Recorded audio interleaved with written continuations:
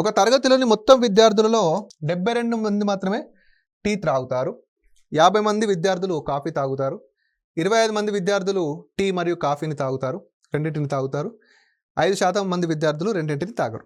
Okay, ఒకసారి చూస్తే questions. Okay, ఇది కూడా మనకి 2 grouped Venn diagrams. Okay okay so పైన మ్యూ వాల్యూ ఉంటుంది, కింద ఎన్ ఉంటుంది.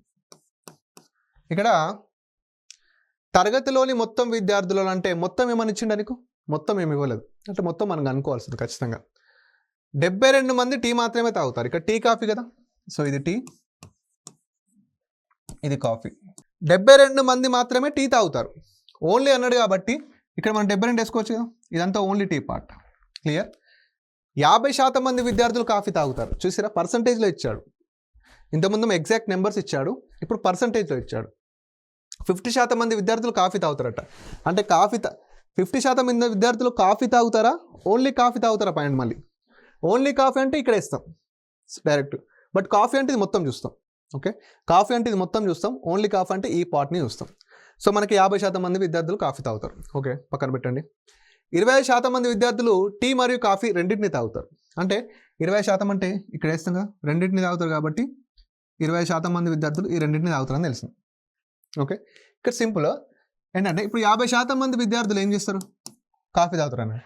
అంటే కాఫీలో నీకు ఎంత పర్సెంటేజ్ ఉన్నారు? మొత్తం 50% ఉండాలి. కాఫీలో టోటల్ పర్సెంటేజ్ ఎంత ఉండాలంటే 50 ఉండాలి. నీకు ఆల్రెడీ కాఫీలో ఎంత వచ్చింది? 25 వచ్చింది కదా, ఇంకొక 25.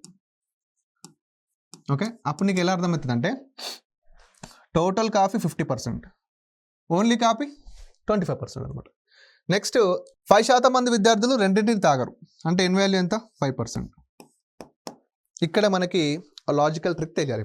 ఇక్కడ మనం ఆ ట్రిక్ని బ్రేక్ చేస్తే మనకు ఆన్సర్ రావడం జరుగుతుంది. ఏంటి అంటే ఇప్పుడు ఇది వాల్యూలో ఉంది, ఇది పర్సంటేజ్లో ఉంది, ఇది పర్సంటేజ్లో ఉంది, ఇది పర్సంటేజ్లో ఉంది. అసలు మ్యూ వాల్యూ మనకు తెలియట్లేదు, బట్ మన క్వశ్చన్స్ అన్నీ వీటి మీద అడుగుతాడు. ఓన్లీ కాఫీ తాగే వాళ్ళు ఎంతమంది, కాఫీ తాగే వాళ్ళు ఎంతమంది, మొత్తం విద్యార్థులు ఎంతమంది, ఏం తాగని వారు ఎంతమంది అని అడుగుతాడు. ఇప్పుడు మ్యూ వాల్యూ అంటే మొత్తం అన్న, మొత్తం అంటే ఎప్పుడు కూడా 100%కి సమానం కదా. మొత్తం అంటే ఎప్పుడు కూడా 100%కి సమానం. ఎస్, ఇప్పుడు ఇదంతా 100% ఉండాలి. ఓకే, ఇదంతా 100% ఉండాలి. ఇప్పుడు ఇక్కడ చూడండి, ఆల్రెడీ ఇక్కడ 5% అయిపోయింది. ఓకేనా, 5%, ఇక్కడ 25, ఇది మొత్తం 50 అయిపోయింది, ఇది 55 అయిపోయింది. ఈ మూడేమో పర్సంటేజ్లో ఉన్నాయి, ఇది ఒక్కటి వాల్యూ ఉంది. నేనేమంటానంటే ఈ మొత్తం కలిపి 100% ఉండాలి, ఇది మొత్తం కలిపి 100% ఉండాలి, ఇది మొత్తం కలిపి 100% ఉండాలంటే 25 + 25 50, 50 + 5 55. మిగిలిందంతా ఏంటి? ఇక్కడే కదా. అంటే ఈ పార్ట్ అంతా 55% అయింది. ఇది ఎంతకు సమానం ఇప్పుడు? 45%కు. అంటే 45%కి 72 అయితే మనం 25% అనుకుందాం. 25%కి ఎంత? ఓకే, ఇప్పుడు దీని యొక్క వాల్యూస్ అనేవి మనకు రావడం జరుగుతుంది. సో 25 × 72/45.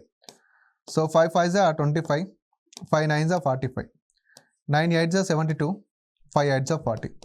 అంటే ఇప్పుడు 25% యొక్క వాల్యూ ఎంత? ఇది 40, ఇది కూడా 40. ఓకేనా, అంటే ఇప్పుడు ఇది 40, ఇది 40. మనకు 5% కూడా కావాలి కదా, 5% కూడా కనుక్కున్నాం.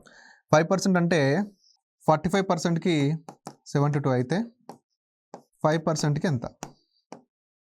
So 5 × 72/45, 5 9s are 45, 9 8s are 72. అంటే 5% ఎంత వాల్యూ? 8. ఓకేనా, ఇప్పుడు ఇదంతా టోటల్ కలిపి 100%. ఓకేనా, మనకి మ్యూ వాల్యూ కావాలంటే ఏం చేస్తాం? వీళ్ళందరినీ కలుపుతాం కదా మ్యూ వాల్యూ కావాలంటే. మ్యూ వాల్యూ అంటే ఇక్కడ 72 + 8, 72 + 8 అంటే 80, 80 + 40 120, 120 + 40 160. సో మొత్తం ఎంత? 160. అంటే ప్రీవియస్ క్వశ్చన్కి ఈ క్వశ్చన్ డిఫరెన్స్ ఏంటంటే ప్రీవియస్ క్వశ్చన్లో నీకు ఆల్రెడీ చెప్పేసిండు, వెరీ క్లియర్గా నీకు ఆ సర్టన్ అమౌంట్ అనేది ఇచ్చేసిండు, అంటే సర్టన్ పాయింట్ ఆఫ్లో ఈ ఫిగర్ ఆ ఫిగర్ అనేది ఇచ్చేసిండు. బట్ ఇక్కడ ఏంటి, ఒకటి మాత్రమే ఫిగర్ ఇచ్చి మిగతాదంతా పర్సంటేజ్లో ఇచ్చిండు. ఓకే, దీన్ని ఇలా స్ప్లిట్ చేసుకుంటూ చేస్తే